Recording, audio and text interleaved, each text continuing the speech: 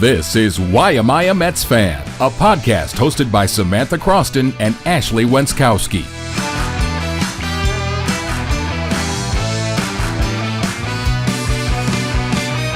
What's up, everyone? Welcome into another episode of the Why Am I a Mets Fan podcast. That's Ashley Wenskoski. I'm Samantha Croston, and this is a baseball podcast based in Syracuse, New York. Like, comment, subscribe, please. I know you guys are great with the commenting and the liking, but if you subscribe, really helps us out, and we are inching closer and closer to 10,000 subscribers. We're really stoked about it, so thank you for that. The Mets are back. Spring training is here. Gary, Keith, Ron, boom, bam. Baseball is being played in Florida, and that is all I need to get myself through the next, I would say month, but really in Syracuse, next 2 months of winter. Yep. So, the Mets are playing games. Juan Soto homered in his first ever at bat in a Mets uniform. I mean, listen, when I saw that on Saturday and I was working, I was like at a lacrosse game for Syracuse, I was like, you can't even, sometimes with these Mets, you just can't even write the script any better. Like, what do you mean he homered in the first at bat? Come on. I was like, it's one of those moments you're like, good things do happen to good people. Right. I mean, imagine, all I was imagining was Stevie. I gotta be honest. Oh, I know. Stevie and his wife just clinking glasses. Cheers. We did it, honey. We did it. Like, what else can you possibly say for all the haters, for all the people? It's too much money. It's too much this. It's too much that. First Juan at bat. Soto is just the calmest, coolest guy, by the way, in the batter's box. Like, he has some serious riz. Did not realize. Sidebar, I read a really interesting SNY article this week about when Steve Cohen knew that he really wanted to go after Soto in free agency, and it detailed his at-bat in the World Series when he hit that home run. It was like a 7-pitch crazy at-bat. He fouled off a few pitches, and Steve Cohen was sitting at his house being like, that was the most insane at-bat I've ever seen. We need to get this guy. See, and honestly, Great it doesn't article. surprise me. Yeah. I'm telling you, I was really like he just seemed like nothing phases him. No. Like he's playing his own game and nobody else is a part of it. It was awesome. And he's like 25. So calm, so cool, so collected. But anyway, you can never feel good for too long in this Mets fandom because, you know, our opening day starters hurt. Right. So let's get into it. That was a really good moment. Glad we had that little burst of happiness. Yeah. Manaea is hurt. Ashley puts our tribal king has gone down. That's so true, though. I wrote so the notes sad. for these episodes at 1 a.m. last night, so they're a little unhinged. I just want to get that out there. A little. You're a little unhinged. Yeah.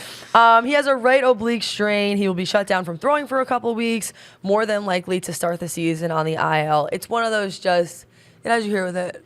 Dude, I mean, I don't know what happens to Mets pitchers when they start breathing the air in Port St. Lucie, Florida, but it is not good. I'm going to need everybody to stay away. Every year in Mets spring training, there is a starter or two. Half the time, it's the guy you think's going to start opening day that is injured. It's really unfortunate. I mean, he said on the injury and trying to pitch through it in spring training, Manaea said, quote, nothing really got any better, didn't really get any worse. It kind of plateaued. The worst part is it just never got any better. Things that don't inspire me, Sean Manaea saying it wasn't getting any better. I mean, listen, the Mets are trying to sell us that it's short term. We're going to see him in April. No, that quote sucks. I am not feeling very confident as someone who has seen a few things from this franchise that we are going to see in Sean Manaea in April. I'd love it if we did, but like, oh God.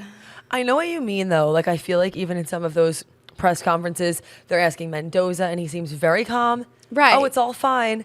But I'm like, at some point, like, the house is going to be on fire, and we don't have to act like it's all fine then. The house is on fire with the starting rotation. Like, it really is. We can evacuate and start to figure out a backup plan. Like, enough. Like, yeah. I don't know. I agree. I don't feel good about that either. And you essentially mentioned here, without Sean Manaea and Frankie Montas, the Mets figure to open the season with Konai Senga, Clay Holmes, David Peterson, and the final two spots will be some combination of Paul Blackburn, Griffin Canning, or Tyler McGill.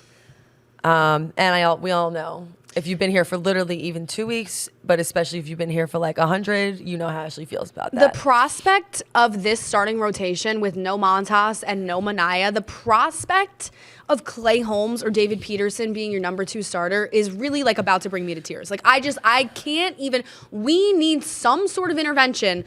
Listen, I know everybody's going to say Manaea might be back in April. Yeah, he might be. But with the Mets, he also might be back in June, and I'm not really that confident to say that it's going to be April. We need an intervention from God or David Stearns, whichever comes first, but I'm not really that confident right now that it's going to be David Stearns. You can't kill the cockroach, baby. So God, this is me. You can't kill the cockroach. Literally, Tyler McGill. I can't do it anymore. The way Ashley has stomped with a variety of different shoes, and here he is. No, I mean, we've tried to kill this bug more than once. Tyler McGill, you're never escaping it. Yeah, that 1 through 5, and that's not even that goes without saying. The Mets said going into this season that to accommodate Senga and Clay Holmes becoming a starter, that they wanted to have a 6-man starting rotation. Remember that? Right. That just seems like, that is not in the cards for us anymore. Feels like those were promises made then that are not going to hold up now. I can't. I felt more comfortable with that. I wanted a 6-man rotation. I was like, yes, that's a great idea. We should do that. Woof. You look at that 1 through 6, and we'll get to it in a minute here about who they might be making some calls to, but some calls need to be made. Well, right, because you have this as your question of the week, so I'll ask you it so you can answer it. Yeah. Does Brandon Sproat start the season in AAA? Yeah, so Sproat, their highest rated prospect. He's in Major League camp. They're very high on him. Now, he came to AAA last summer in Syracuse, and without sugarcoating it, he sucked. He really had a tough transition to AAA. So I don't think that they've seen enough from him at this point to warrant him breaking camp with the team. If I had to bet on it right now, I would say he starts the season in Syracuse, which will provide us, hopefully, with some cool opportunities to see him pitch and to talk to him. But Mendoza and Mets officials kind of had the sentiment towards SNY this week that they're feeling like he's not quite ready yet. I mean, listen, if he has a stellar spring and is, amazing out there, maybe there's some world, especially with these 2 injuries, that he does break camp in New York. But I think the Mets as an organization probably don't want to, shift away from the original plan, which I believe was to continue letting him get some development in AAA. I totally agree. I think at the end of the day, they're going to go with people who they're comfortable with. And that's where this stuff gets me feeling nervous. Like you start bringing up somebody too early, they're not developing in the way they're supposed to be, and it really does mess up the entire process. Yeah. I don't want to see that. I would prefer a situation like the one that you have listed right below that. Yes. You say, in related rotation news, potentially, Jose Quintana was removed from the WBC qualifiers roster for Team Colombia on Monday night, and multiple sources are saying that he could be on the move and the Mets are in contact with him. Yeah, a bunch of sources, including John Heyman, reported late last week that the Mets have had contact with him in the last week or so. Allegedly, he wanted to return to the Mets this offseason, but the team wasn't interested at the time. I mean, look, with the Manaea stuff, with the Montas stuff, with the gaggle, somebody commented at me this week, the gaggle, love that term, of, Canning and Blackburn and McGill and God help us, pray for rain. I think it's worth a call to Jose Quintana. I mean, he's going to be cheap. He doesn't have anybody else right now. He's going to be cheap. He was effective enough last year towards the end of the season. I know the first half he kind of struggled. The second half he kind of improved. Had some really good starts in the playoffs. He's reliable. He's a veteran presence. You know what he brings to the table.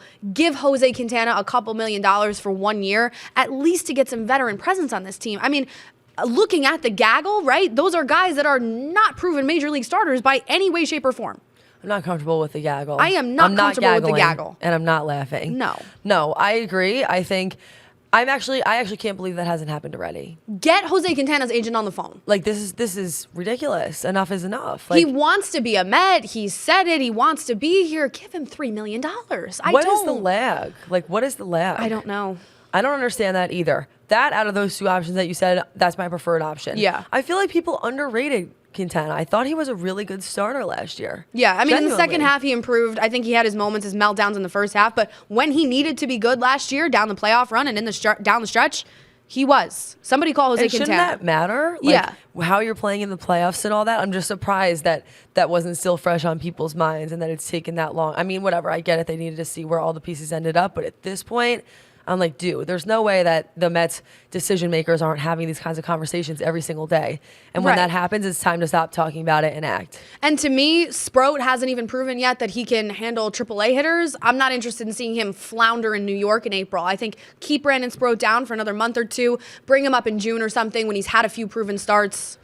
Yeah. I'm not really interested in the test runs happening during the season, which is why I'd actually say I prefer the cockroach in that instance. I need somebody who at least has some sort of experience. Not the cockroach. I'm sorry, but there's another kind of bug, Things Tyler McGill has includes experience. Includes experience among many other things, but I'm just saying. Includes experience and an active mom on Twitter. And that's all I have to say. And that's all he brings to the table, honestly. Okay. Moving on, we also have, can you pronounce this again? I think I'm going to mess Nick it Madrigal. up. Nick Madrigal, okay. To the 60-day IL. He was somebody who was sort of that middle infielder. They signed him. Just add him to the list of the IL. And of course, it brings up questions about OMG. What do we do? Listen, I have one thing to say. I'm not really a believer in signs and those things, but if the universe is going to give you a sign that you should re-sign Jose Iglesias, it's probably Nick Madrigal getting hurt in the first week of spring training, and he's out for a while. Carlos Mendoza said he will be out for, quote, a long time. He has a fracture in his left shoulder, removed from a game over the weekend. And then, of course, New York media, Tim Healy of Newsday is reporting that the Mets still view Iglesias as not a fit even after the Madrigal injury. Can I just tell you something that's really pulling at my heartstrings right now?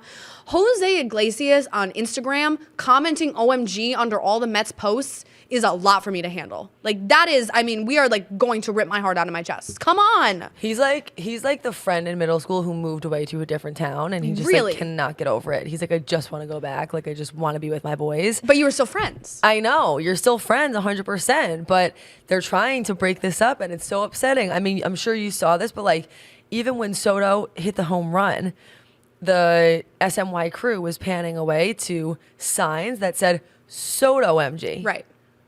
Right. And it's like, how do you, we've touched on this, but you can't play OMG anymore if he's not on the team. I mean, maybe they will, but that would honestly be really weird. I feel like they won't. And disloyal and betrayal. With Madrigal hurt, I know that I understand the reasons behind it, right? Jose Iglesias has no optionability. You cannot option him to the minor leagues if you feel as though you have too many middle infielders. I understand. They'd rather rotate through some combination of Luis Angel Acuna, Baty, Ronnie Maruccio, if he's ever not hurt again, because they all have options to the minors. So if they need to clear some roster space, they can. Logistically, I get all of that. At the same time, if you want to sign a veteran guy like Madrigal to come in and then he gets hurt and he's on the 60-day IL, well, I know another veteran infielder that's interested in playing for your team. Is there a good chance that Jose Iglesias could have been a one-hit wonder, in more ways than one, last season with the year that he had at the plate and the numbers that he put up? Absolutely. But at least give the guy a shot. I mean, he's not 40. He's like 35. I don't know if this is an insane thing to say or even possible, so let me know if it's not. Sure. But you said that part of the reason why they couldn't sign him is because they wouldn't be able to send him back down to AAA if they wanted to clear roster space. What if they... Like, would it be too insulting to sign him to a AAA deal so that they were able to bring him back up and down? I mean, I don't know. Would he take it at this point? I'm just saying, based on the non-options that we're seeing, is that something he would consider? He'd have to clear waivers if they sent him down, so other teams would be able to take a look at him. All right. If he had a major league deal. But yeah, listen, they show no signs of wanting to do it, so we're gonna have to stop talking about it at some point. I just think Madrigal getting hurt is literally that door opening back up and trying to wave you inside. And David Stearns is like, no thanks, I'm all set. It's definitely giving universe. That's all I can say. Giving universe. You could take the next bullet. All right. Last night, the Mets traded for Alexander Canario of the Cubs for cash considerations. That was the corresponding roster move to Madrigal being placed on the 60-day IL. Canario is a former top prospect. He's only 24. He's played in 21 games over the past 2 seasons for the Cubs. A scout said last night, I saw this in one of the articles regarding them signing him, quote, Canario possesses bat speed and power that rivals some of the more dangerous sluggers in the game with a 53% hard hit rate, and he is young enough to continue to develop. I agree. I like that he's 24. I am obviously not wowed by the numbers he's put up with the Cubs the last 2 seasons. He spent most of that time in AAA. It's kind of giving Brett Baty the second.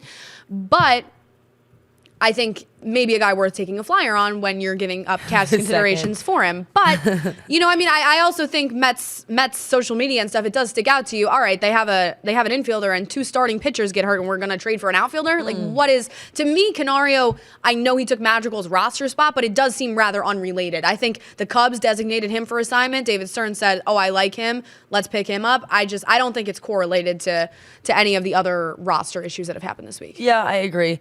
Also, is worth mentioning, and maybe this plays into that whole Iglesias thing, Brett Baty's doing a good job.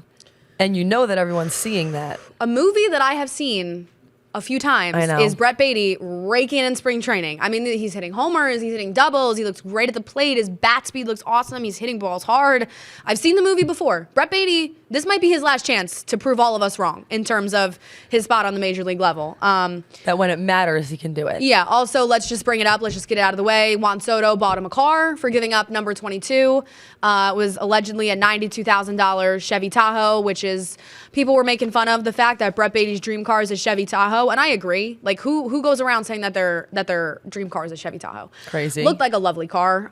Soto found out that it was his favorite car. I thought that was a really nice gesture from Juan Soto to kind of make his mark in the Mets clubhouse, and that's really the first major thing that he did. So I think it was a good welcome. I think kind of crazy. My dad, of course, his view on this, he was like, I mean, Brett Baty is a minor league player thus far, and he gave up his number. And he's a minor league player to Juan Soto. And I was like, I mean, you're right. But I understand, but I still, you know what I thought? I thought it was classy. Yes. I thought it was classy. I thought that now fans are going to like him even more. I found it to be endearing. Mm-hmm. And again, right, it's not like they were like, hey, Brett, would you mind giving it up? Like, no, this was snatched. His number was snatched. So, like, you're going to have a new number now. Right. I don't think it was so optional. No. And this was a man-optional request. And I think Juan Soto knew that. So he's like, hey, thanks, man. Here's a car. Here's a car. Here's a Chevy Tahoe. I get the number 22. You get a $90,000 plus car. Things I can't wait to see at Wegmans in Syracuse this summer, that Chevy car. Tahoe. Wait, we're going to hang out by that car and be like, what's up, Brett? Because nobody else has that car. Yeah, I'll let you all know if I spot it in Syracuse around June or July. I am expecting it to be around town. Thanks. That's so funny. It's going to look so out of place. Anyway. All right, let's move over to the Yankees a little bit, because what in the mustache is going on?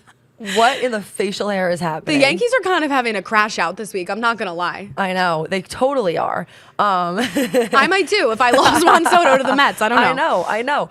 All right. So they have this long-lasting facial hair policy. Generational. As you all know. Generational even. Decades and decades long. No facial hair allowed. We have talked about it on this podcast and have been longtime haters of the policy. Yeah. But never do I feel that we thought that the policy would ever be removed, really, for any reason. Yeah. Did you? No, I was surprised by this, for sure. Anyway, there's a statement that comes out from the Yankees managing general partner Hal Steinbrenner, and it essentially says that he has spoken with a lot of the former and current players spanning several eras, which goes to show you how long this has been in place. And essentially says they are going to allow some facial hair now. They refer to it as well-groomed beards, which even that is just so lame. Like, it's just it's like you could tell he was writing that and he was like drinking shots of bourbon. He's like so upset to be like writing this. He's like typing it through his tears. He's like sweating. Yeah. I can't wait to have the inevitable debate when some like relief pitcher like it's called up or something in like July, and you're like, all right, is that beard well groomed? Because it's not looking so well groomed. Right. What does well groomed entail? I know. I too was wondering that. How long can it be? How short can it be? Right. And more importantly, what drove them to this point? Juan Soto. No, I'm kidding. I don't think it's just Juan Soto. No, I think the Yankees, I think they recognize that maybe that was a factor, as trivial as it sounds, that was keeping players in free agency from wanting to become a Yankee. I know it sounds absurd.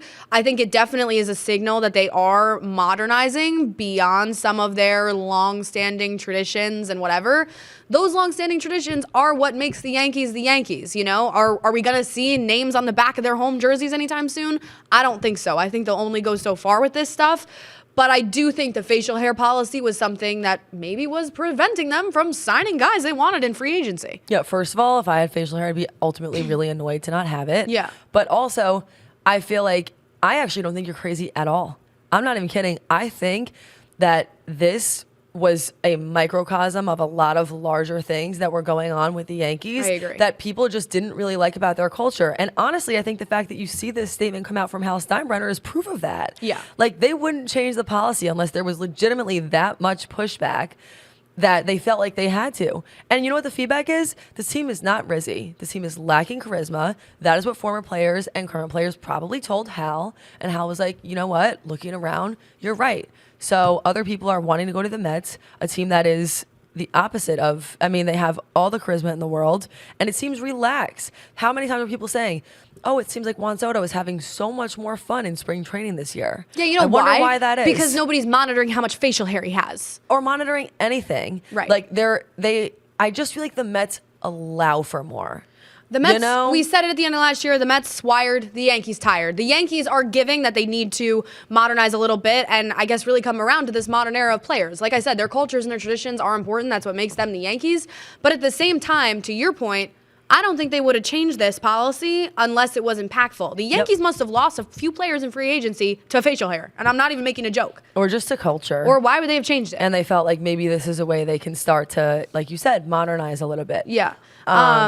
Can I just say the Aaron Judge Juan Soto thing? Because Yeah, I of really think course. that's interesting. The New York Post said this week, and I don't know, this is all speculation. You know, everybody was saying that when Juan Soto was signed by the Mets, he changed his phone number and he wasn't talking to his Yankees teammates, and God knows what's going on there. But I am interested to see it in the Subway Series. Somebody asked Judge this week about Soto and his apparent conclusion that he had a better chance to win with the Mets than the Yankees. And what did Aaron Judge think about that? Well, Aaron Judge said, that's his opinion. He can say what he wants. I definitely disagree with him. I wasn't too surprised by it. I think that's where he wanted to be.